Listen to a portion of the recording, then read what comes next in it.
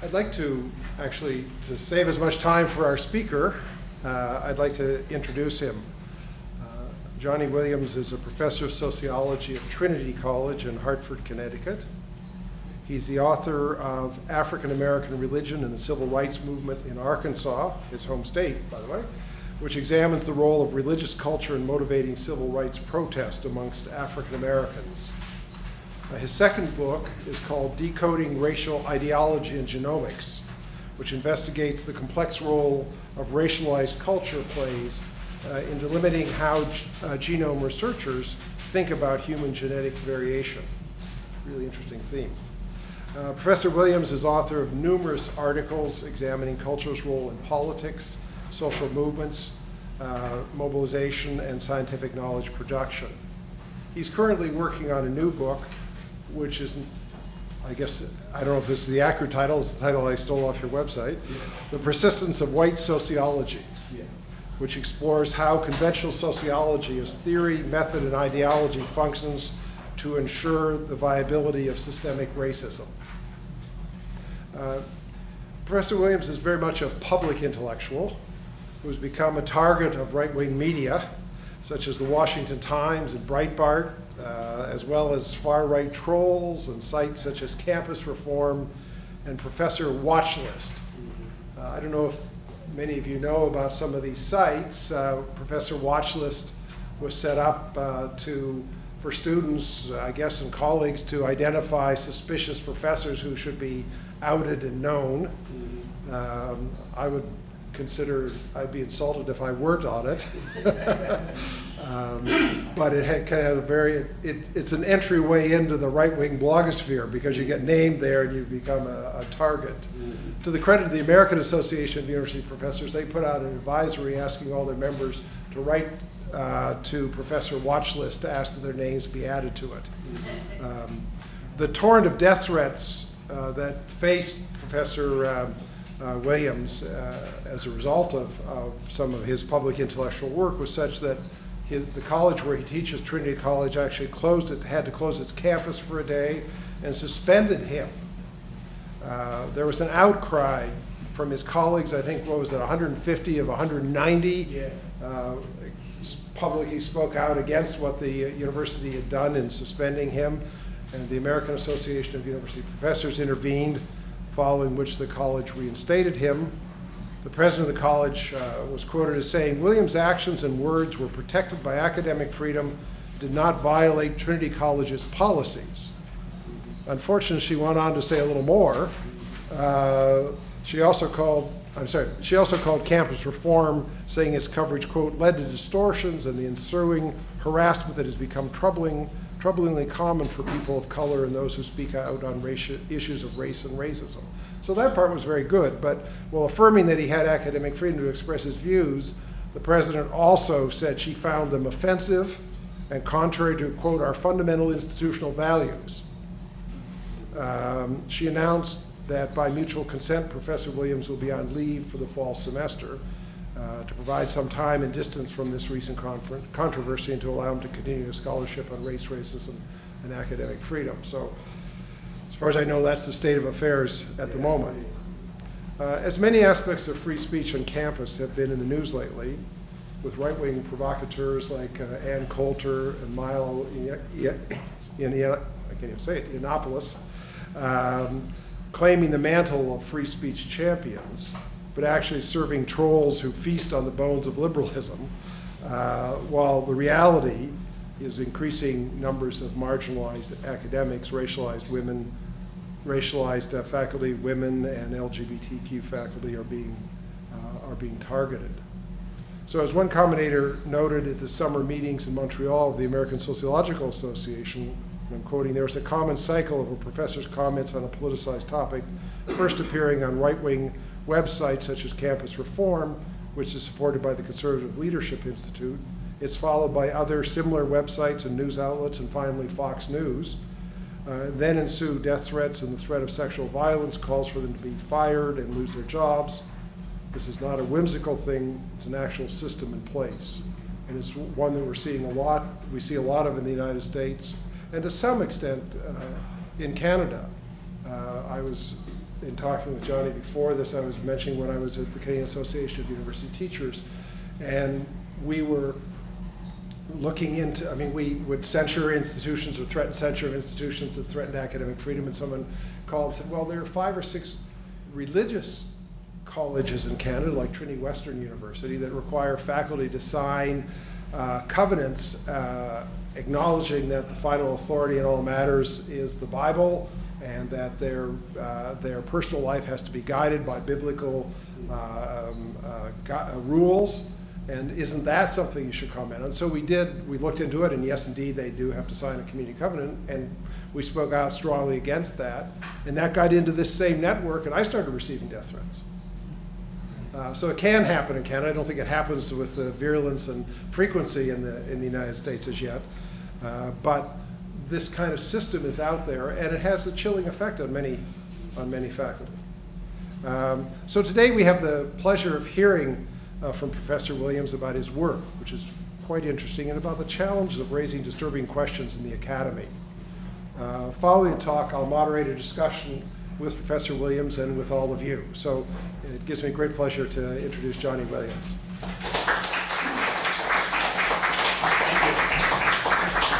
Thank you. I'm going to think a little bit of this walk for a minute before I get started. Here, why don't I put this closer to you to keep it on the table?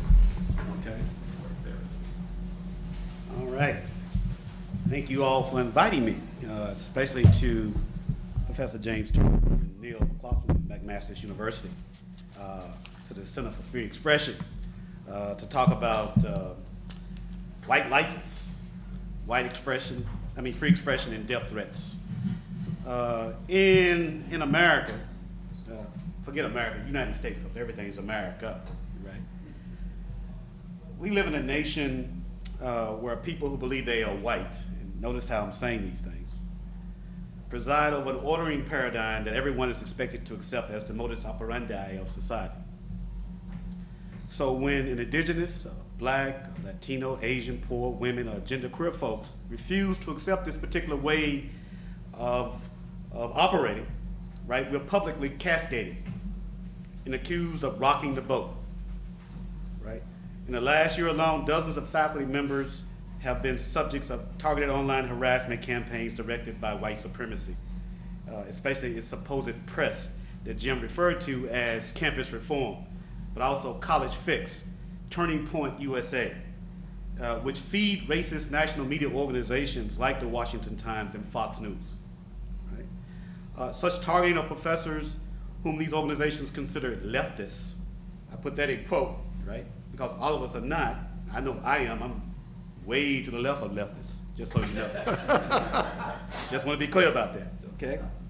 Are viewed by these white supremacist organizations as ideological obstructionists who must be removed from higher education, right? So what we got is a battle going on between the ideologues of the full right-wing racist side of the things. It's been going on with liberals too in the United States. This ideologues, right? They're fighting with professors who are about knowledge, right? And knowledge that is outside of their parameter of what they think the world should be. And that parameter is white supremacy, right? That's what they want. And so anybody who questions the normalcy of white supremacy is publicly cascaded. And we're seeing that right now with the UNV professor, with Sarah Huckabee, the press secretary for Darth Cheeto. I don't call him Trump, Darth Cheeto. Like a Lay's Cheeto, right? So anyway, we see her publicly cascading her, this professor, for linking his rhetoric with the fact that Las Vegas happened, right? Why it is that people engage in these kinds of behaviors. Now, that's probably no direct link that we can establish, but there is something to be said about the violent rhetoric that Trump is using, right? So let me give you an idea of what it is that I posted on Facebook, right? And then I also posted it on Twitter. And this is on the night of June 18th, 2017 at 9:27 p.m. when I posted this. I was actually in my daughter's room reading to her, and then I saw some news, and I'll talk about that in a minute. But I posted these thoughts following the fact that there was a not guilty verdict for the police officer who murdered Philando Castile in Minneapolis, Minnesota, right? I was somewhat angry, and I also posted it because just as I was getting over that for 3 days before, this other incident happened 3 days after. That is, the Seattle, Washington police shot and killed a 3-month pregnant woman named Charlene Lyles. And she had phoned them to report an attempted burglary at her home. And Lyles' 2 sons and daughters were inside the home when the police fired off rounds at their mother. This consistent, systemic, extrajudicial killing of black people in the United States enraged me. I mean, it's like James Baldwin says, to be black and relatively conscious means you're constantly enraged in the United States. And believe me, I'm enraged all the time, even on my college campus, because there's all kinds of things that are going on that are not healthy, merely for especially black folks in the United States. And so if someone's not enraged, something must be wrong with them, as far as I'm concerned. But anyway, and I might let some profanity out, just so you know. I just get started with this stuff, and I start going on and on. It just pisses me off big time, and we have to do something about it. So this stuff has been going on for a while. It's been occurring for a long time, as long as I can remember. Even as a kid, police was killing us and putting us in jail and so. So virtually nothing is being done in the United States to stop this from happening, especially by those people who believe themselves to be white. I mean, we can kneel at the anthem of the United States, which is a racist anthem. We can not look at the flag and so forth, and people say something about that. But when we die, they say nothing. Nothing, right? They don't have, oh, it was your fault. Oh, I was just walking down the street and the police shoot me. It's my fault, right? I'm driving. It's my fault, right? I reached for my driver's license. It's my fault that they shot me because they thought it was a weapon. On and on and on. Again, this has been going on basically since the inception of the United States and the invention of basically something called the slave patrol. That's what policing comes from in the United States. You can read the documentation and check it out for yourself. But anyway, the police in the United States have the authorization of a vast majority of white folks, people who believe themselves to be white, to do whatever is necessary to protect white supremacy. That's what the police exist for in the United States. And therefore, they have the license. They've given the police license, right? Notice I'm not saying privilege, I'm saying license, all right? It gives them to engage in these kinds of racist activity. So white license is important. I don't want to talk about white privilege so much because white privilege itself keeps it on the individual. License gives you an idea about a systemic understanding of what's happening. This is systemic. This is not just an individual problem. So in my post, this is what I posted. If you haven't heard, and I'll just give it briefly to you. The first post was, it's past time for the racially oppressed to do what people who believe themselves to be white will not do. Put an end to the vectors of the destructive mythology of whiteness and white supremacy. Let them fucking die. Okay? The hashtag was let them fucking die, which referred to a friend of mine's a piece that was in Fusion magazine online, let them fucking die, referring to the question of what if we, as responders, we see a white person, a so-called white person in trouble, like they do us, let us lay in the street and die. What if we did that? How would white people respond?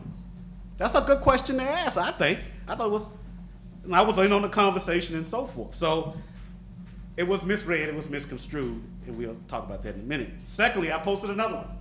June 18th, at that time, I said, I'm fed the fucked up with self-identified whites' daily violence directed at immigrants, Muslims, sexually and racially oppressed people. The time is now to confront these inhuman assholes and end this now, right? They said I was calling for killing white people with these statements, right? Nowhere do I mention white people. I mention the ideology of whiteness and the system of white supremacy, and we'll talk further about that in a few.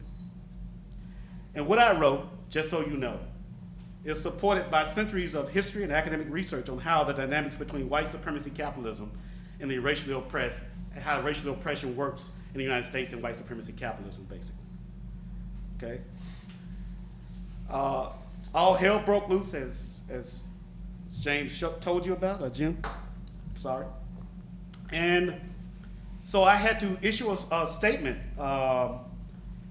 about this kind of kerfuffle, I would call it that occurred, but it really wasn't because I got a tremendous death threats for what I said. And I have no apologies for what I said because it's true, right? For the entirety of my adult life, this is my public statement of June 21st, I have worked to inform my students, colleagues, and the public about the dire and destructive character of oppression, and work to push all of us towards making the world a more just, equitable, humane place. The recent displays of hate and explicit death threats I've received via email and telephone is responsible, in response to my recent posts, are par for the course in the work that I do. But this attack is at a level of vitriol and hatred in excess of what I have ever experienced. I've never experienced this, believe me. The response seems to be a concerted campaign to attack not just what they think I said in my post, but to attack my integrity, scholarship, teaching, department, and college. The publicity it is receiving also seems to be an organized warning to all others who want to speak out. This seems to be a national drive of intimidation of professors, which all colleges and universities should be concerned about, right? It is evident to anyone who carefully read my posts on Facebook and Twitter that I did not call for the death of self-identified whites. I merely attached the hashtag to my post derived from a blog article written by Sana Baldwin entitled "Let Them Fucking Die." This was admittedly a provocative move to get readers to pay attention to my reasonable, and yes, angry argument, right? This is what I had to respond to get the narrative back. So what I got was an organized targeting. It was a smear campaign waged against me and other professors like me who talk about white supremacist groups and how they are waging this kind of war and white supremacy, period. And it's designed to make us aware that we are being watched so that we are moved to self-censor our speech, teaching and writing about all forms of systemic oppression. If academics capitulate to self-surveillance, knowledge advancement for the betterment of humanity, it will likely, all that stuff will likely cease if we do that. If we say, oh, let me be careful, let me choose my words carefully. An academic's role, y'all, that's my Southerners coming out, is to provoke. Not provoke for provoking's sake, but to make us think differently about the world, to progress us, right? That's what I get paid to do, right? Yet, the corporatization of universities is trying to stop this because it is not in the ideological interests of corporatism itself, right? This is what's going on. This is what this fight is about. It's about, again, white supremacy capitalism, right? They're using this to try to take our minds off of what it is that they're really trying to do. So I, for one, believe that humanity and human knowledge cannot thrive without dissent and critical inquiry and academic freedom. Given this, we in the academy must do more than say we believe in these principles. We must practice and defend them.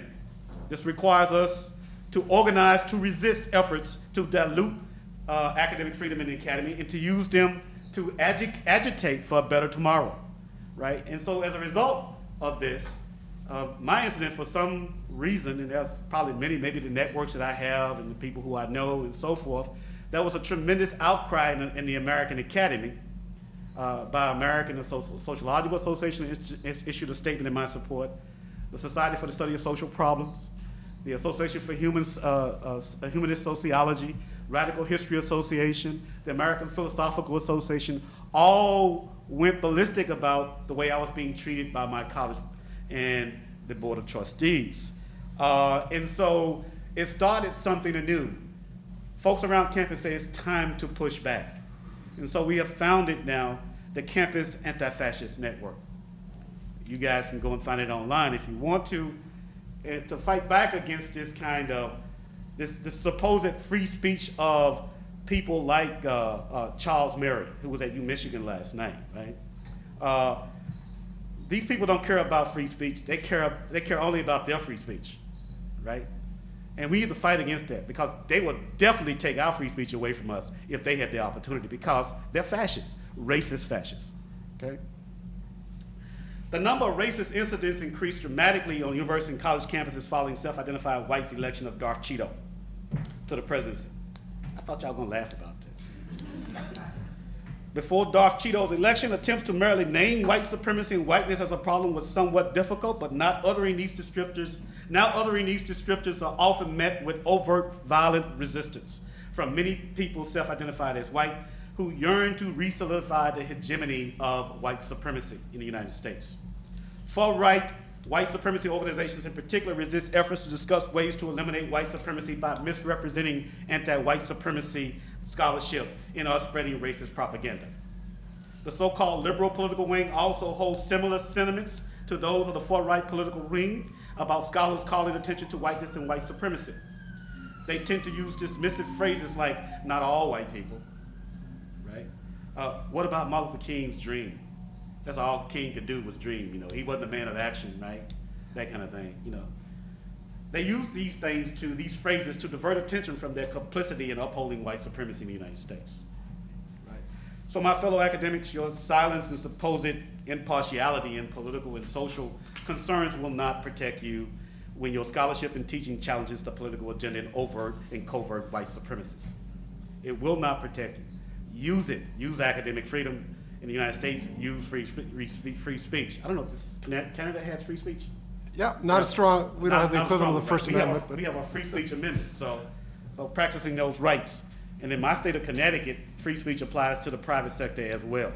So it's not just the public arena that it applies to. So when you think about most universities in the United States are not confronting their complicity in white supremacy. University presidents regularly issue empty, odious statements to their campus communities about white supremacy that telegraphs their kind of complicity in sustaining and reproducing systemic racism. I'll give you an Exhibit A and an Exhibit B, just to give you an idea. This was shortly after Charlottesville.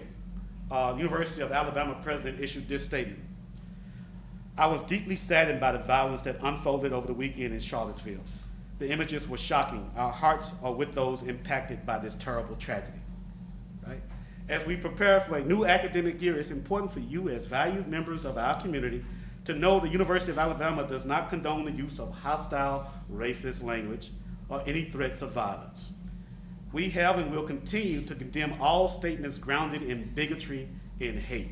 What kind of old bullshit is that, right? Hate. That's what, it's hate? It's an individual problem, right? Right? We strive to have an inclusive learning. What the fuck does that mean? Right?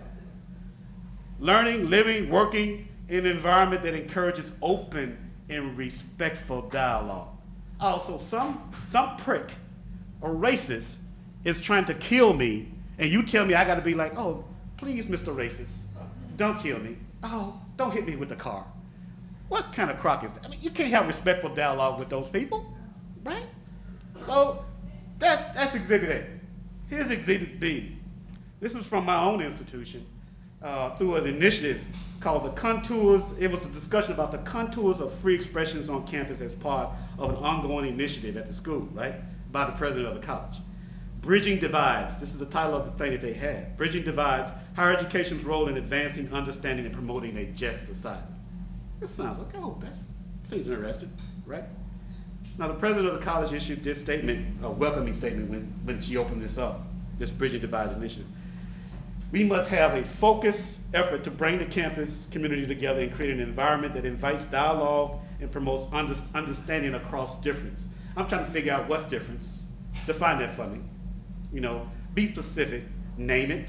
You know, what does that mean? The president said, as an institution of higher learning, it is our responsibility to create and nurture a community that advances understanding through discovery, discourse, and respectful listening. Respectful listening. What empty rhetoric. It means nothing, right? Respectful listening should, from my perspective, include being broad enough to take in heightened language, personal truths and anger, right? There's nothing wrong with emotion and knowledge. You can't have knowledge without emotion, right? Because hell, I'm not from Vulcan, if there is a Vulcan, you know, like, I'm not a Spock, right? Nobody else is either, so we all human beings.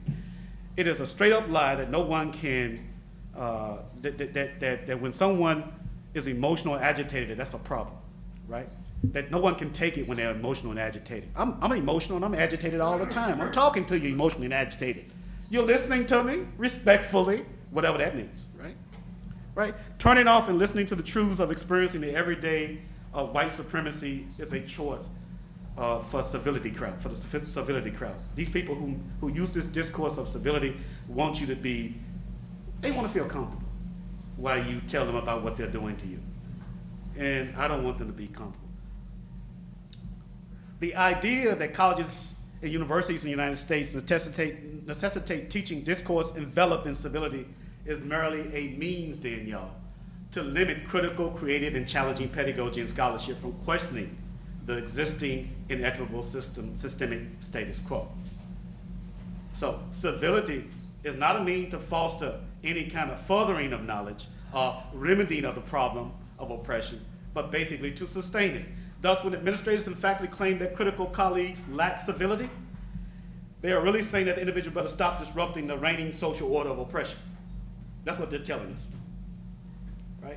And by no way in hell will I stop doing that. As long as the oppression is there, any person who is in the academy who is experiencing that oppression must speak out, so we gotta do that. College presidents and boards act arbitrarily, ignoring the dictates of faculty governance to interject themselves into university academic side to ensure critical faculty are punished and, if deemed necessary, exiled from academia. This happened to a friend of mine, Stephen Saleta, at University of Illinois, and now he has left the academy because nobody will give him a job. He's basically been blackballed, or we can call it whiteballing, if you will, okay? Because he talks about these tough issues in relation to Palestine. I mean, how can you separate talking about racism in Palestine and what the Israelis are doing from racism? It's pure apartheid, right? So I don't get that, right? But they don't want this. So, moreover, obfuscating statements from administrators perpetuate the erroneous belief that being conscious of how the race concept and systemic racism actually works and talking directly about white supremacy, centrality in the U.S. society impedes progress in eliminating it. We don't want you talking about that. We don't want you naming it, right? So there's aversive thinking. And wording is being used basically to produce this kind of, and to sustain this kind of conventional absurd notion that systemic racism is an individual rather than structural problem, right? So we gotta get rid of the individual that's having a problem and stuff like that. Now, if you haven't figured out by now, academics of my ilk take on white supremacy not simply to engage in intellectual debate, because we understand quite literally that in this struggle against systemic racism, isn't simply an epistemic problem, but rather a flesh and blood struggle for the equal access to liberty and our literal survival on this planet. All of us are threatened by the existence of white supremacy and other forms of oppression, right? Because we cannot thrive in these kinds of oppressive environments. So our effort to confront power relations grounded in white supremacy is one of urgency that is fueled by the daily terror white supremacy produces. And yes, this urgency can be discomforting, and it must be to dislodge the normalcy and the niceties of civility and respectful discourse, which obscures the myriad ways in which white supremacy constructs race, produces and reproduces systemic economic, political, and social advantages for people claiming to be white, right? Because they don't exist. If they were white, they'll look like this here. They'll look like that. They'll be dead, basically, Maybe beige, pink, something like that, I don't know. But they're not that. I guess y'all get that joke either. So, my fellow colleagues in struggle, it is past time for faculty, students, and the public to call these administrators out for their odious, empty speech that invades any discussion of the systemic character of white supremacy within their institutions. Boilerplate words like hate, inclusivity, diversity, tolerance, white privilege contributes virtually nothing to dismantling systemic racism, right? So I don't use those words, right? White license is my word, right? So discussing systemic racism and white supremacy and the effects of its associated ideologies, and notice, I'm trying to give you an understanding of what race is. Race isn't racism, it's an ideology, right? That we mean to be attached to human differences, phenotypical differences, that is, our physical differences, right? And whiteness, which is also an ideology about white people being superior to other people. And believing and those people who are white thinking that it's true, that they are superior to other people and acting accordingly. So it tends to limit people's ability to critically interrogate how white supremacy informs their lives, right? It is only when you name something, the words draws your attention to it, but makes you more likely to notice it is something of significance. That's why most people have an immediate negative reaction to the phrase white supremacists or racists, especially in the United States, right? Such racial discourse is avoided not only to erase racial thought, but also it means to circumvent direct discussion of it, resulting in people seldom perceiving themselves and their institutions as facilitators of systemic racism. White license rather than white privilege is better a naming description for getting at how folks who believe they are white are given authority about white supremacy to think and act in racist ways. By not naming and confronting white supremacy as an omnipresent system, the racially oppressed voices and resistance is silenced in ways that protects or enables whites to continue to operate in systemic, inhuman ways. Right? So, this is hard hitting, I know, and what I'm saying is, some people say, oh, this is controversial, but in academia, especially among people who do racism scholarship, this is not controversial at all, right?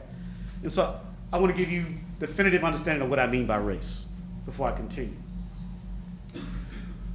Race is a historically specific ideology that emerged, took shape, and evolved as an organized element within a definitive set of social relationships anchored in the capitalist systems of productions, right? It didn't exist before, Columbus did his thing and killed people and ravaged them. It didn't exist until the slave trade started, right? That's when we started to get this notion of race. We didn't have that idea in world history before. So it's a modern concept, this idea of race, right? As such, the race concept is created through social relations and structures, institutions, and cultural practices and discourse. That is, social relations in specific sites like media. And why it is that we having fights about higher education or schooling in the United States is because it's also in schools. Schools perpetuate this idea that race produced, these racial ideologies. So it reproduces race in the practice of racism itself, okay? Y'all follow me? Okay, all right. As a belief system rooted in social structure, race serves to rationalize and legitimate why whites are highly valued and materially advantaged, while justifying why marginalized, socially defined racial groups have less access to power, resources, and prejudice.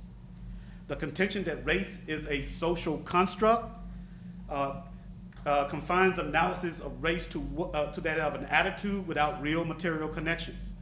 Race itself has a material connection to capitalism. I'm trying to get you to understand that. I mean, there's a reason why it exists, because of the practice of white supremacy is closely linked with capitalism's development and maintenance, right? Race is not a physical fact, but a product of systemic racism. Systemic racism is not an attitude or a state of mind, it's an action. In spite of this, race is commonly viewed as merely an ideological construct devoid of any link to white supremacy structure. Right? I do not separate race and white supremacy in this manner because there can be no race without white supremacy. Both are unthinkable without one another. They're mutually constructive. Okay? Y'all follow me? Okay. So then, white supremacy or systemic racism, I'm using them interchangeably, is a system of power relations organized around the concept of race. Race does not exist in objective sense, it is created through the practice of white supremacy. Okay? So in the United States, the conventional understanding is that that racism is something found in the mind, right? Systemic racism is something found in the mind of the individual races. This makes it difficult to understand the world in which there can be white supremacists without self-ascribed racial bigots, right? A colleague of mine wrote a very interesting book some while back, Eduardo Bonilla Silva, Racism Without Racists. This is what I'm trying to get at, all right? And it's colorblind ideology stuff that goes on in the United States. Maybe it goes on in Canada too, I don't know. By linking the presence of systemic racism to individual bigots, whether through delusion or ignorance, the solution to racism becomes the individual reform rather than structural transformation. Racism is soon to be present in the institution only to the extent that we can identify races within it, right? To overturn the workings of systemic racism and other forms of oppression, ideological conflict and confrontation is absolutely necessary, given that critical scholars in our scholarship challenge the systemic cultural and institutional power self-identifying whites exercise within society. Okay? We have to do this. We have no choice. So let's talk about how we do this in the classroom, at least how I'm doing it in the classroom, but other scholars like me try to do this in the classroom, and why the young assistant professor at UNLV who's now being cascaded by the Trump administration because somebody recorded her, which I think is an illegal thing to do in a classroom unless they have some kind of disability that we have to take account for, right? Teaching, right? I think in any critical scholar's classroom, I know in my classroom, all courses to me are inherently political, whether or not they say they are not. The professor says they're not say so or not, right? I actively enforce freedom of discussion and debate in my classroom. I value and encourage students to challenge each other and me on ideas and arguments. I see the classroom as a space in which students can learn to formulate and defend their ideas with theory and evidence. I introduce topics and positions that my students have never heard of, but I do this to expand their range of knowledge and curiosity beyond spoon feeding they regularly receive elsewhere, right? And about this concern in the United States with grades, as if grades indicate anything except for what you just wrote on a piece of paper. It's not an indicator of your intellect, right? I'm more curious about other things, right? There are other ways to be an intellectual, right? Besides the grade as indicated. If I were to use my classroom as a place to cram my ideas down students' throats, I would betray my own principles of critical independent thinking. My classroom would become a place for conformity and exactly what radical academics like me reject, okay? The far-right white supremacists via their organizations, right? Like the Blaze, the Daily Caller, Campus Fix, Turning Point, Fox News, and including the liberal news organizations like MSNBC, CNN, they all loathe open and frank discussion within classrooms. So when professors engage in this kind of earnest and frank discussion with people, they get upset. But administrators do too, who are corporatized, right? They have this corporate mentality, and they're concerned about the bottom line, the money, right? And so they don't want any controversy. They just want somebody who will turn out a student who's a non-thinking, compliant individual, who don't question the way society operates, right? They get concerned too. This explains some of my experience and other scholars like me around the country who are going through this, and why administrations are basically responding in the way that they do. As a sociologist and thinking being, I know that people are not radical, and I don't want to go against the oppressive racial system. I understand that. All right. Rather, they want to be incorporated and recognized by these systems. I mean, the scholars are very insecure people, right? We want notoriety. We're status seekers to our detriment. And we're not so much concerned about the advancement of humanity, but ourselves, which is so damn problematic, right? Before anything, knowledge over profit. That's what we should have, just like we should have people over profit. Because it's with people that profit comes from, though, isn't it? And we can all profit in different kind of ways, not just by individual profiting and so forth, right? So as a thinking being, then we should be concerned about this, right? So even when we are aware that the incorporation and recognition as scholars are inherently binding to this kind of white supremacy, most of us typically don't rise up against the system. Rather, we try and find ways to be recognized and be incorporated. We don't want to rock that boat. We want to be accepted and praised by the powerful. I find that problematic. And then this other notion, in this other vein, right, there's kind of a sequence question about safe space, right? One of your scholars writes about this, or spoke about this in the interview in CLR James Journal. Her name is Catherine McKittrick, I believe, right? Safe space discourse and behavior in the academy. I don't really support it because I see it as it's negatively impact how we as academics teach about oppression. Safe space discourse includes statements on course outlines that request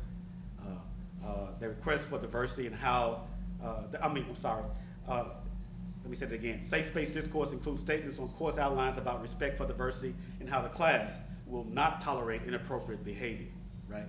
So racism, homophobia, sexism, ableism, that kind of negativity speech in the classroom is problematic.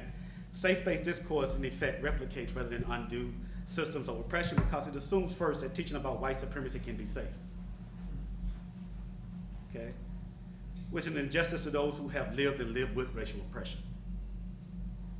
Right. Learning about white supremacy cannot be safe and comfortable when the aim of your scholarship in teaching is to provide people with analytical tools necessary to understand its working so we can eliminate it, right? Students equipped with white license in safe space classrooms can safely leave these classes with their racist identities intact after learning in these spaces how to be aggressively and benevolently silent about white supremacy. To teach a class at my institution, and you have students who identify as white in the class, and everybody else is speaking up about it because, hell, no, the racially oppressed have to deal with it every day, so we have to talk about it. But whites who think that they are not racialized, and they are, say that, oh, it's not my issue, so I'm not going to talk about it, and I want to be exposed as some racist, right? Well, hell, I tell my students all the time, I know you're a racist pig, right? And people are like, oh God, I mean, we live in a system that no one can escape being a racist, okay? Who's white, right? And people have problems with that. So you mean all white people are racist? Of course, if you think you're white, by the very definition, you're a racist, right? So just think about that, because there ain't no such thing as race. We know that in biology, genetics, we know there's no such thing as race. We're all alike 99.9% genetically and so forth. So anyway, so I digress. Catherine McKinnon calls classroom as safe spaces a white fantasy, right?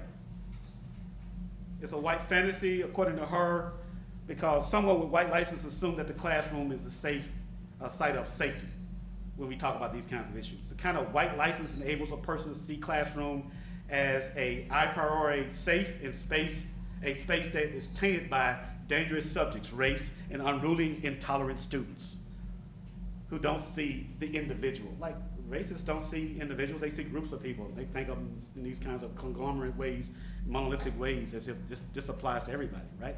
However, learning and teaching in classrooms are always sites of discomfort, right? How can one not learn in discomfort? If one is comfortable in the classroom, it tells me you're not learning a damn thing, right? We cannot shield or save ourselves in our world and students by demanding silence and giving out trigger warnings. Because the racist doesn't want to admit that there can be no white supremacy without racists, right? I mean, and the data is right there for you to see, right? Anyway, that's a part of the kinds of battles that we have to wage in the American Academy. I'm sure in the Canadian Academy you have to wage these kinds of battles too in order to advance knowledge and human decency, right? And next thing I want to talk about, and I know my time is running, but I want to talk about narratives, right? Because these kinds of attacks on professors who are critical about oppression and how it works in our societies,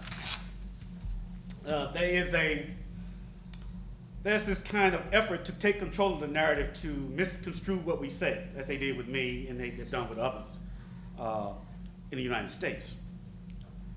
The rejection of the timid, overt, white racist status quo, no matter how powerfully endorsed by the state universities, must be undertaken in earnest.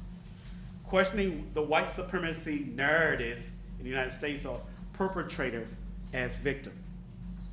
All right? No, I'm not the racist, you're the racist because you just made me aware that I'm a racist. That's what they do, right? Donald Trump says that. I'm a decent human being. Really? You know, there's both sides. Both sides will have good people on them. Both sides, really? Right? That's not the case, right? We know that one side is trying to kill the other one, right? That's not decency. That's genocidal, maniacal kind of behavior, right? Maniacal kind of behavior, right? So questioning white supremacy narrative of perpetrator as victim is a must. We have to do that. We must also counter the ubiquitous false narrative that the racially oppressed are violent, criminal, and eliminate policing and mass incarceration as currently practiced within the United States, right? So critical white supremacist racism scholarship and scholars often offers an alternative vision. We don't accept injustice, even when the system is set up to perpetuate it. Even when the system is set up to perpetuate it. We may be called terrorists, thugs, racists.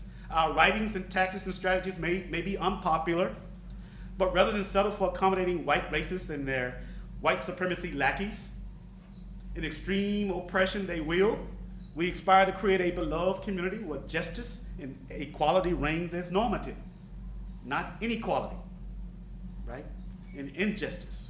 The fact is, in the United States, our nation was founded on genocidal settler colonialism with the aim of establishing and maintaining the superiority of one perceived ethnicity.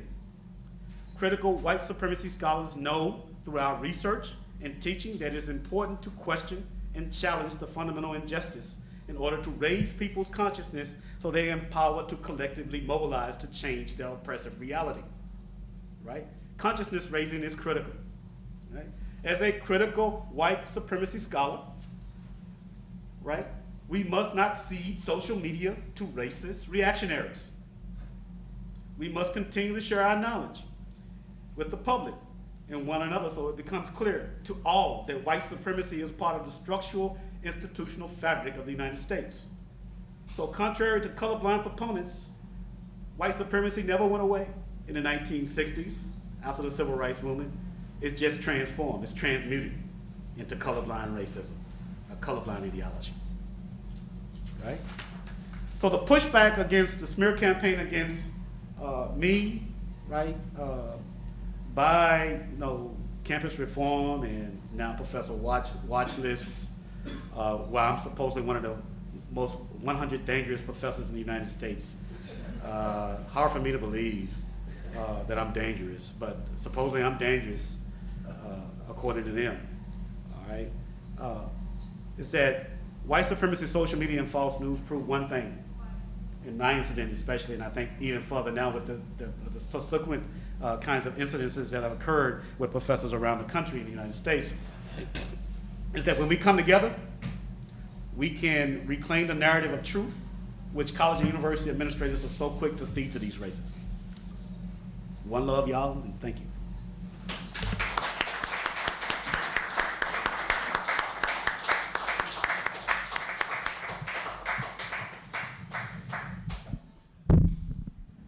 Well, thank you very much for a very challenging, rich presentation.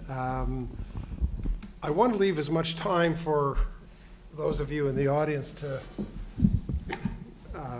discuss with Johnny what he had said. I was going to enter into some discussion with him initially, but I'd like to move fairly quickly to you. As you described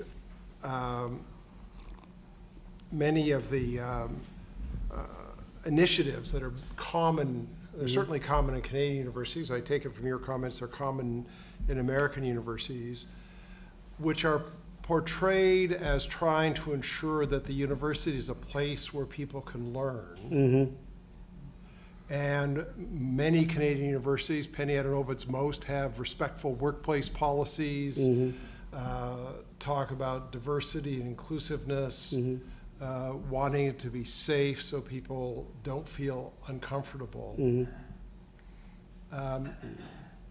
It's often those who would portray themselves as progressive who are the chief champions of those policies and those arguments. Now, how do we respond to that? Well, it is as I tried to intimate in my talk, the covert white supremacists who are the biggest problem. That's why Martin Luther King wrote a letter from the Birmingham jail talking about the most insidious kind of impediment to black progress in the United States was the white liberal and the moderates who want both ways, right? So the language basically doesn't address systemic concerns. Right. It addresses individual concerns and making the university look good as if it's doing something. It's like in the United States when people put on there that we are an affirmative action employment organization, like for hiring and so forth, right? They don't mean that. It's just a bunch of bullshit. But they go through the process of the image of, not the substance of it, but the image of doing that, and then they hire somebody white anyway. That's what happens in the United States.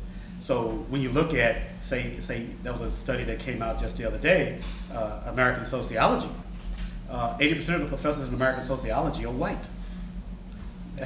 Why is that the case? There are many reasons, systemic reasons why that's the case. The lack of mentoring in grad schools, lack of getting students to grad school, on and on, these kind of financial impediments and stuff. But these are all a part of the process of oppression. We don't talk about that. We rather use nice, kind of clinical words that don't get us to address the systemic, the root problem. That's what radicals do, is to grab it by the roots and say, this is the origin of it. Let's cut it off at the root so we can make something different. And we're not doing that when we do stuff like that. That's the problem. And so then when you call those people on it, they go, but I'm not one of those whites. You see? But they are. And no one in a white supremacist society is immune from it. Right? That's what I would say, Jim. Okay. So, comments, questions? Yes, and then. Welcome to Canada. Thank you. Do you, wait a minute, Ange has a mic. She'll bring it around so everyone can hear you. Thanks for the presentation. I want to cite a Canadian example that concerns the university presidency and and the influences that surround them. Given how you were talking about it, they use many terms that can be lacking substance, like inclusivity, diversity, and so forth. So I know, like, let's say for the Toronto carding problem, where a lot of blacks were, like the same black person walking down the street would be frequently ID'd over and over. Due to many illegitimate reasons. After some critical literature got published, like in the typical peer-reviewed journals, it provided some type of foundation for the U of T president, the University of Toronto's president, which is one of the largest universities in Canada. It allowed the president then to sign petitions and to speak out publicly, like there was some type of foundation there to name the problem. I was wondering, at your institution or in the U.S., does that type of foundation exist within in the journals and the literature that actively like names a problem? Does it provide like constructive academic ammunition for presidents to be more outspoken? Okay, there's several things in the United States you should know. Is that academics generally write to other academics and nobody read their shit. So, that's one. Secondly, when you think about... Sorry, I'm going to change this out. Okay. Okay, and when you think about the research, yeah, it is there, but it is largely ignored, right? There's databases that one can find, not just in academia, but in periodicals that one can look at about how race-based policing, that's what you're talking about, race-based policing, racial profiling, which now has been institutionalized in the United States to a great extent through the USA Patriot Act and all this other stuff that goes on.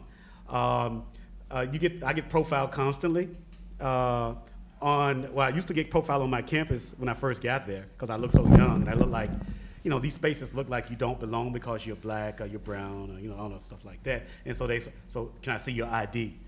Stuff like that. But get stopped by police? Yes.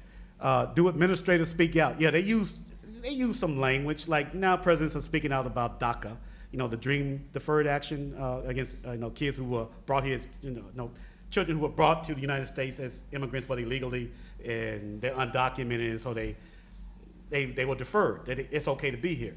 And it's about 800,000 of them, and Donald Trump wants to get rid of them. He wants to use them as a bargaining chip, right?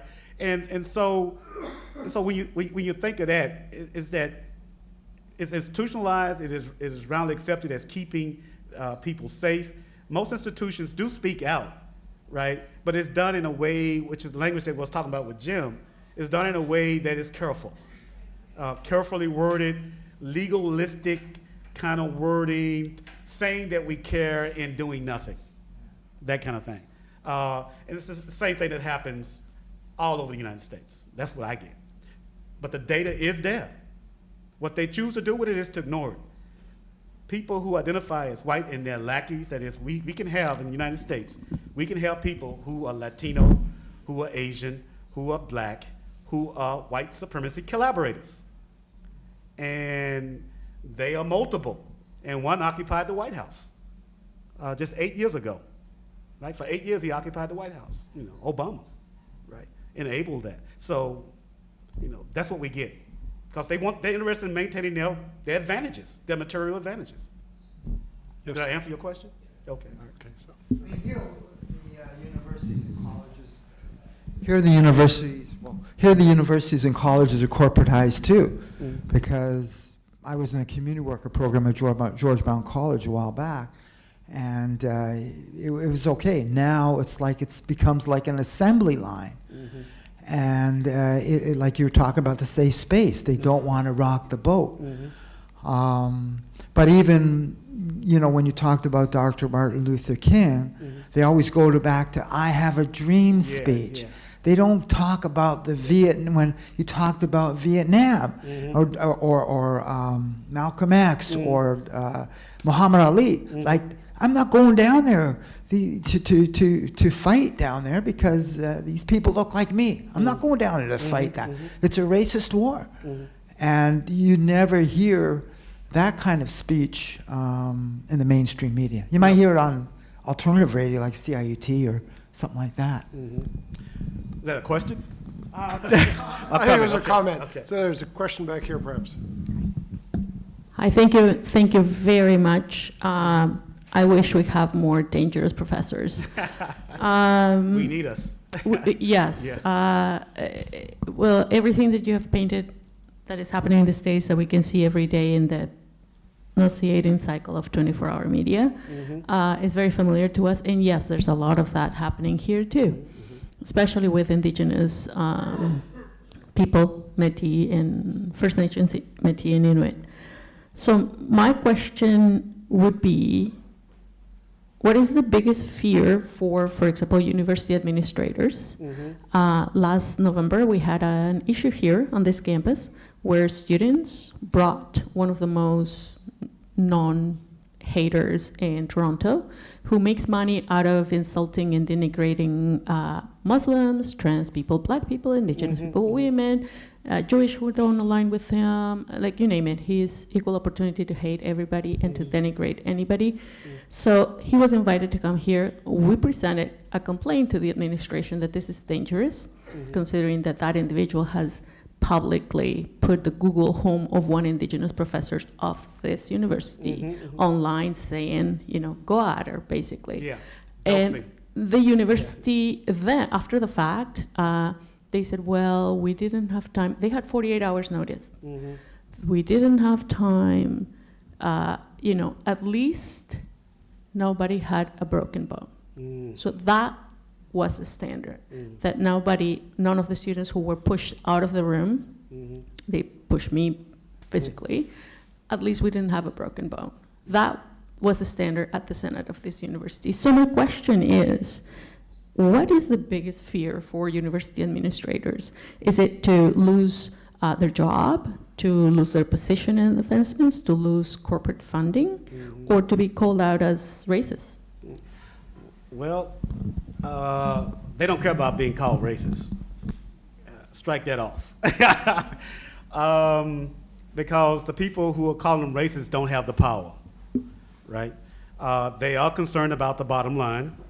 They also, at least it's my understanding, that the University of Toronto is concerned about rankings, right? So it's the image thing. And they're concerned about, funding. Yes, those corporate donors and so forth. And they're concerned about turning out students who will work for those corporations and not question the way capitalism works and how it basically oppresses people and creates, tremendous hardships, inequality in our hardships, and death and destruction. So that's their concern. So when you then challenge that, they figure you a troublemaker, right? I like professional troublemakers. I think they're good for the world. That's how you get change. Conflict is good, right? I ain't calling for violence or anything like that. I'm just saying to have verbal conflict, to disagree about ideas is a good thing, right? And the thing is that the kind of speech that those people bring to campus is calling for violence, physical violence against people. And that's then, for me, is a standard for violation of free speech, right? When they call for physical kinds of violence and they start doxing people, putting their information online, like I was doxed, got death threats and so forth at my house. My family was totally unnerved. It's a very insecure kind of thing to be concerned with. You're not safe in your own home. And then to use that excuse to say that 48 hours wasn't enough notice to solve this issue, is basically, it's not true, right? And at my institution, they were running this idea that this was totally unforeseen. We didn't have a policy in place we don't know how to deal with this. When this has been going on for decades in the United States. So colleges should have known that this kind of stuff will happen when professors in the public arena say something, right? Yet they feign like they're ignorant. But these universities administrators are then facilitators of this kind of activity, right? As I said in my talk, right? Because they're not taking the side of free speech that is about ideas. These people are not concerned about ideas. They're concerned about killing you and getting rid of you and cleansing you and that kind of thing, right? And so that's what we're up against, right? But they expect us to be respectful and sit there and listen to them spew violence at us about killing us, right? One can't do that. There has to be some kind of standard, right? That's what I would say.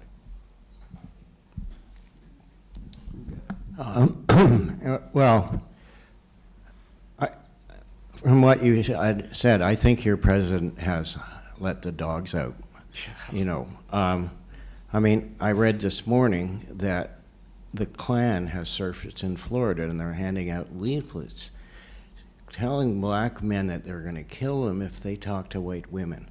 That reminds me of summer of '64 when I was registering black voters in Mississippi. Mm-hmm. It's back. It's out there. And now here we have white supremacist rallies being staged at our city hall.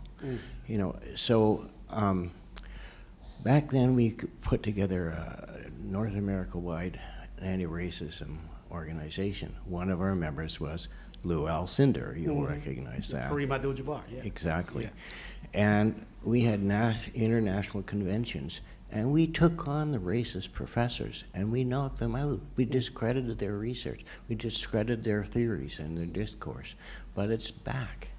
So what I want to ask you is, what is to be done? I mean, I'm not there anymore. I can't go onto a campus and organize an anti-racist movement, but we need something. Well, we're starting to, we have never, I know black professors, Latino professors, Asian professors, indigenous professors have never ever stopped resisting. Now, because of the election of Trump by white people elected him because they felt they were losing their white supremacy hegemony, is that they feel emboldened to be out front about it when it was always underground. It was always there, And so they're out front with it now. They feel emboldened all over the world, not just in North America, but all over the world they feel emboldened. In Europe and places like, even in South Africa, where I go a lot, and they're emboldened to come out with this spew, this destructive kind of mentality and acting and so forth. So what is to be done? Organize, agitate, resist. Resist, organize, agitate constantly.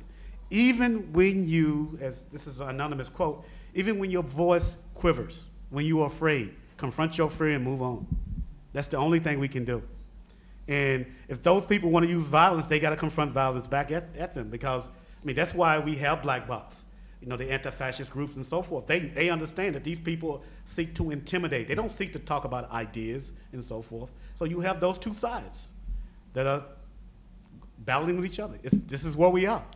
And with a person like, Darth Cheeto in office, who, if you put him in a room to fight somebody, I think I would have a good time to see him, and I'll pay a good money to see him and Kim Jong-un fight.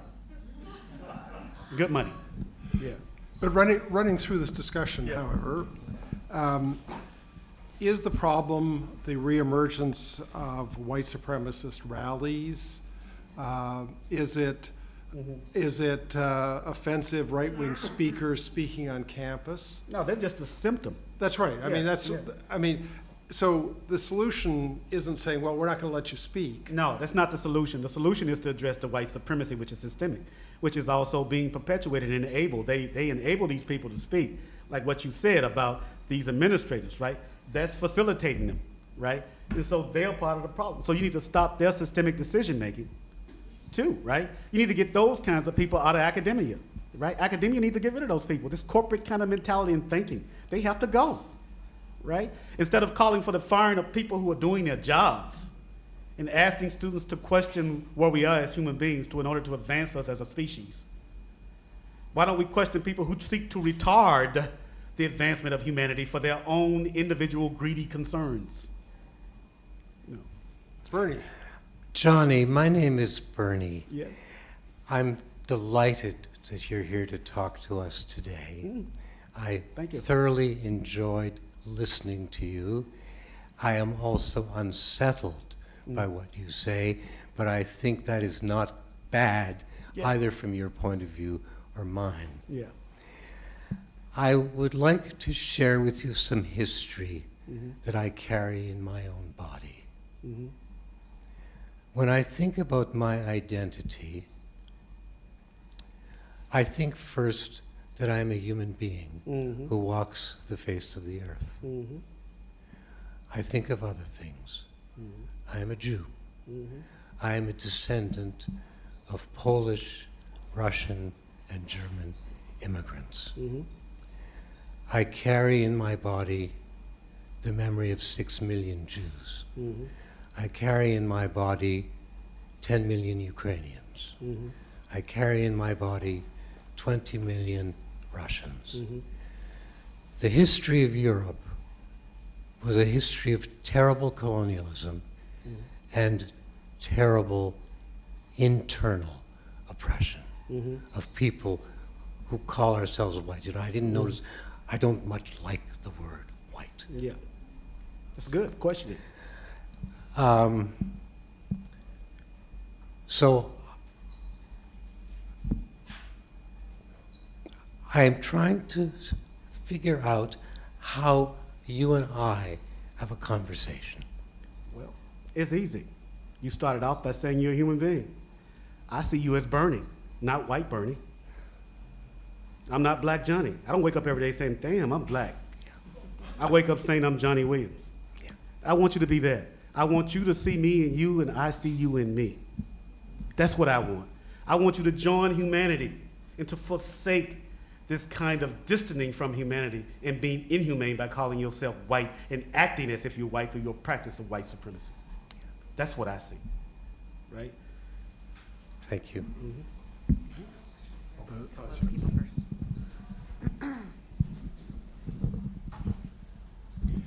Oh, hello. Hi.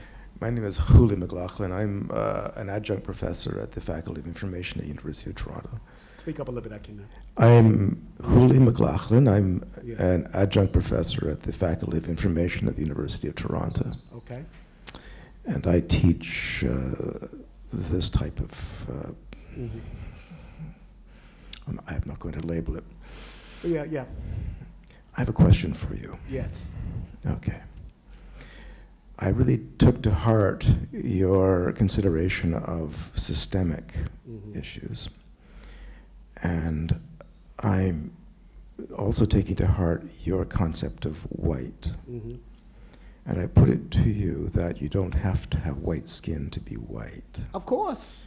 Okay, so therefore my question to you is, since you're part of the system, how do you avoid perpetuating the white supremacist system that you're so concerned about? Because you are, after all, by doing the work you're doing, being part of a system, being part of it, how do you manage to pull yourself away from it? Because I, for one, find myself at an incredible disadvantage, having heard you, to wonder how a system can continue if it is essentially a destructive one, as you labeled it. But how do you, as somebody who would be looked at immediately as Black Johnny, managed to not be white? Okay. First of all, whiteness isn't about phenotype. Whiteness is about a relationship with power. It's about power relations grounded in white supremacy. I thought I made that plain in my talk, right? And then I talked about collaborators, right? So one can be black, one can be Latino, Asian, indigenous, whatever, and still support white supremacy. Buy into whiteness, right, and the destruction of it all. And we have that in the United States. I'm sure you may have it in Canada too. I'm sure you do, not just me, right? But how does one then who are part of something, like I'm in these institutions, just like I'm in the United States, but I'm not of the United States. I'm in higher education in the United States at Trinity College, but I'm not of Trinity College. I bring in my own set of experiences and so forth, right? Trinity in the United States has its agenda of the dominant power relations that it seeks all people to abide by. In the beginning, I talked about how it is that they don't want you to question that status quo, and many people in the United States do not, right? It's only recently came to light that we start to question openly white supremacy. I've been doing it for decades and been getting all kinds of resistance. And even now, is it okay to say white supremacy, right? To say, when I say self-identified whites or socially defined racial groups, people get all upset. I'm black, I'm this, I'm that. No, as James Baldwin says, I'm black as long as you think that you're white, right? And so we need to start thinking systemically about this, right? And that's what you asked me to do. I'm a part of this, right? I'm also in a system where knowledge is contested. It's contested terrain. And I can question that. It's not working for me. No matter how many kinds of incentives to, and it's not working for a vast majority of faculty of color in the United States, right? And we know it. Some of us, though, say, I just don't feel like fighting this battle today. But we fight it any damn way. No matter what, we have to fight in order to maintain our integrity and our humaneness, right? And the humanness, right? So how do you do it? You continue to do what you do. I don't feel like I'm enhancing or supporting the system so far, as much as, as long as I've been in the system, including in grad school at Brandeis University, my reputation was one who was a troublemaker as a grad student. That continued to follow me all the way through the academy, and I still do what I do. I think conflict is necessary for the advancement of humanity, but not racist, violent conflict. Conflict is important. It can be a good thing. If we didn't have conflict, we'll be the same way we were back in the Stone Age or something. We have to have change. That's what I think. I hope I answered your question. I hope I didn't. I'm trying to give it to you. Thanks. Yeah, okay. Hi there. I think you may have just answered my question, but I want to bring you into my world and just see if there's any more insight that comes from what I share with you. So for those of you here, I am actually here on release from one of the public school boards in the area, and I'm a consultant for teachers. And just to give you a background of, so I represent the K-12 range. Yeah. And I'm here on the grounds that there's social media in your title, so I'm here on a social media platform. Okay. But really, I'm here for personal interest. I just kind of made sure that I push that social media thing and say, can I go? Yeah. I'm a part of the school board that basically we had such an insidious racial and Islamophobic issue in our board, and it was so, it had such a powerful undercurrent that our Minister of Education created a 36-point document making it very clear that we must follow these tenets in order to get rid of our insidious issues and problems at both the high level and even at the local level at the classroom. So everyone can put the pieces together who I'm from. So, but with that said, my brain is like a spirograph right now because it's going in so many directions, so I have to write down what I'm thinking here. Yeah. Only last year when the items I just stated came to fruition and it became a problem in the media, more so than it did amongst teachers and administration, did our board make some kind of movements towards having sessions, namely professional learning workshops, sessions of safe conversations and discussions, talking about specifically white privilege, racialized experiences, and the experiences that students and teachers go through when you walk the earth with those paradigms. In it, what I got to see firsthand, it being my first year as a consultant, was that you got to see the presentation of new coded language. You spoke about the catchwords of inclusivity and diversity, which basically our board has now built a very safe bird's nest out of that we are walking into and living in. But I also saw the usage of new words such as he makes me feel unsafe, he seems angry, and a lot of tone policing. Yeah. And the only time I saw an opportunity for me personally to introduce one of the tenets that you brought up, which is permitting anger into the discourse, the sense of dissatisfaction and being fed up. The only time that I had the permission to do that and I didn't get ridiculed or see a backlash was immediately, only the week following the massacre in Quebec, where a person had murdered 6 Muslims in a mosque. Yeah. And I don't want to get on that because he's not being charged for terrorism, but we'll talk about that later. My question to you is, our board has now entered into, and I have a feeling that many boards will follow suit, has entered into a very tokenistic, very exoticized version of what inclusivity looks like, providing workshops, providing entry points, and respecting people's entry points into getting them into the paradigm shift they need to get into to understand what white supremacy might be, or what they coin as white privilege and whatnot. So it's still this idea of we disrupt, but on people's schedule. We disrupt when people are ready to be disrupted. I'm watching this, and I'm in middle management. I'm a consultant, and I have the decision of either shaking it up or just being complicit. I want to ask you personally, I'm asking for advice. You as somebody who doesn't seem to be okay with that pathway. Metacognitively, what do you tell yourself, or what do you fuel your actions and your discourse, or even sometimes your inaction, to keep okay with the consistent threat that you might lose your livelihood, you might be affecting the lives of people that aren't your family members and whatnot? What do you tell yourself on the regular that have brought you to this point? Well, first of all, I have something called tenure, so I don't have to think about that too hard. I do think about what happens if somebody came after me. And only thing I can tell you is that even before I had tenure, I was this way.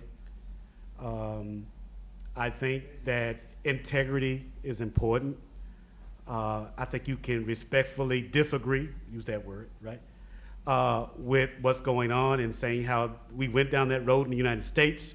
You want to use that model because it leads to not attacking the root of the problem, which is a policy one, and the practices, you're practicing, the policies and practices are perpetuating this stuff. How then to address that? That's where you want to go, right?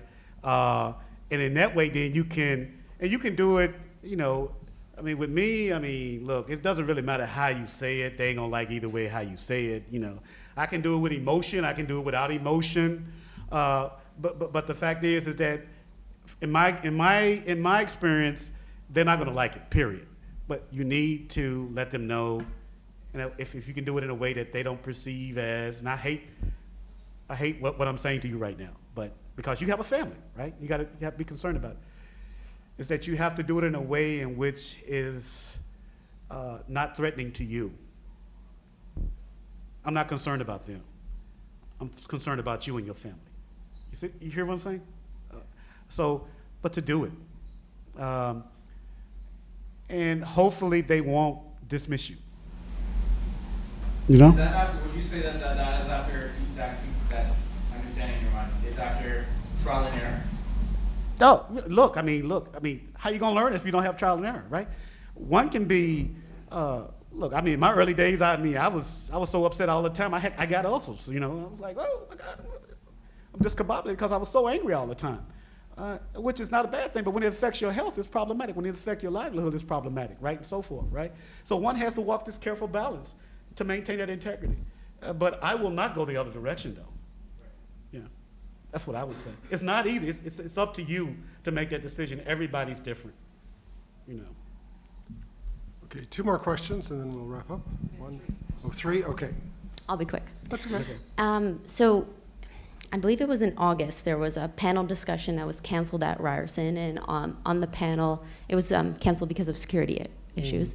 On the panel were three conservative professors and a right-wing journalist. Yeah. I'm wondering where we can draw the line between hate speech that promotes violence and academic freedom, so speech that doesn't. Well, academic freedom doesn't promote violence. Academic freedom allows the professor to introduce controversial topics in the classroom without reprisals and to question the status quo without reprisals. That's why it was invented, to protect that, because these boards, these regulating industries of universities, they were upset with people, right, who would challenge the way things are being ran, and so they wanted to fire them, and that's what they did. So academic freedom was developed to protect that. And then we had the period in the United States of the McCarthy era and stuff like that too. So I think it's important to maintain academic freedom that doesn't do that, incite violence, right? What the professor at UNLV said was not inciting violence. She was just making a connection between rhetoric and violence. Is that this stuff was allowed, no doubt this stuff may be linked to the rhetoric of the President of the United States and why this guy did what he did to that gathering at the music festival. So that's not it. So one has to be careful, and one has to be concerned about what respectful means, right? And what civility means, right? And who's doing the defining of it, right? And a lot of people who use the defining of respectful and civility and so forth are trying to inhibit these kinds of questioning conversations of what's going on. So how to do that, that's critical, right? In the United States, as long you have academic freedom, as long as it doesn't incite violence, right? That kind of thing, right? That's a limitation of it, right? And none of these professors are doing that. They're basically saying this is how this is operating, and they're saying, see, we're victims, perpetrated as victims, and they're trying to kill us. They hate white people, that kind of thing. But they have no evidence of professors ever doing that, though. Yet, their right-wing media perpetuates that. That's what I would say. It's a very hard question, though, to answer, the one deliberated on the United States. Would you agree that racism is no longer functional for modern capitalism? Another question, do you think if people in the ghettos, poor people in the ghettos, started organizing and blocking the freeways, that would get them some attention? Yeah. Let me address why I asked that latter question. I came to Canada 50 years ago as an engineer, got a job across from Detroit. That was in 1967. Detroit was leading the murder rate. I went over to the ghettos as an innocent young engineer. I was amazed to see how people had to live. Then there was the riot. Detroit was the murder capital of course, the murders are mostly in the downtown black area. Now Chicago, 50 years later, I come back to Canada after some time away. Chicago is murder capital. So with respect to yourself, you've done well. You've stirred it up. You've succeeded in your work as an agitator and congratulations. Yeah. But I'm more concerned about here I am 50 years later, now over 70, and the same shite is going on in the cities. So that's why I'm asking about the latter question. Well, and finally, a comment about Canada. Yeah. To me, as an outsider, Anglophone Canada differs from the United States culturally, i.e. what's in their heads and what they do, as the Irish differ from the English. In other words, hardly at all. A lot of Canadians don't like that, but I'm an outsider here. Thanks. All right. First of all, I would question the logic of Chicago, Detroit, and so forth being the murder capital of the world. The United States is the murder capital of the world. The whole damn country is implicated. It murders people constantly throughout its history and so forth. So I'm not going to sing out Detroit or Chicago. One has to ask why it is that those communities receive weapons in the first place, given that whenever a black person picks up a weapon, the NRA doesn't say a word to defend that right to be armed, our Second Amendment rights. But when white people have this kind of offense, like the guy in Las Vegas, they're saying nothing either because a white guy should have a gun, that kind of thing. So it's this kind of misunderstanding of what's going on systemically. The country is a violent country. The United States is a violent place, right? Linguistically violent, physically violent. We worship violence. We're a warrior culture. We have never not fought a war. We're constantly fighting wars because of the military-industrial complex. People see that, and you say, why haven't things changed? Well, you know, they changed in other directions. When we're not killing each other in cities around the country, and we do that constantly anyway, even when we're fighting wars, we're killing people abroad for their stuff, you know, which is I mean, the country its foundation is violence. That's our foundation, you know. And I would say that's about the country that calls itself Great Britain. What makes it so damn great? You know, the UK, you know, what they did to people around the world, including Canadians, right? So that's what I would say. I know it's not a complete question, but I mean, answer. Hi, you mentioned Obama really didn't do anything to fight the problem. And I was going to ask you what he could have done, but I think a better question might be, what if you were president? First of all, I wouldn't be president of the United States. No? No, not ever. Why would I want to be president of a place that's dehumanizing and violent prone? No, I make change from what I do, to talk to people like you and so forth. I don't need to be president of the United States. I'm powerful. Then what could, all right, then I'll go back. Okay. What could Obama have done? Obama could have done a lot of things policy-wise, but he didn't. He made changes that he knew could be easily undone, executive orders and so forth. Made superficial changes that he knew had no effect. That's what Obama did. He didn't care. The President of the United States, according to Tracy McMillan Colton, liked white people more than he liked black people. You can read that piece yourself. And by all evidence, his deeds, that is correct. Yeah. Well, it's time to bring this to a close. From my perspective, this is what education's about, dealing with issues, frankly, that are troubling. Mm-hmm. It's one of the reasons that I share your views of concerns about respectful workplace policies, suggesting that for a university to be successful, we have to create an environment in which people are comfortable, safe, because that's not how, That's not how learning takes place. And you can't strip learning from emotion. Exactly. And so it creates troubling times. You don't just walk out of this and then go on to your next thing and and if you do come out of a classroom and just go on to the next and nothing sticks with you, then it hasn't been a learning experience.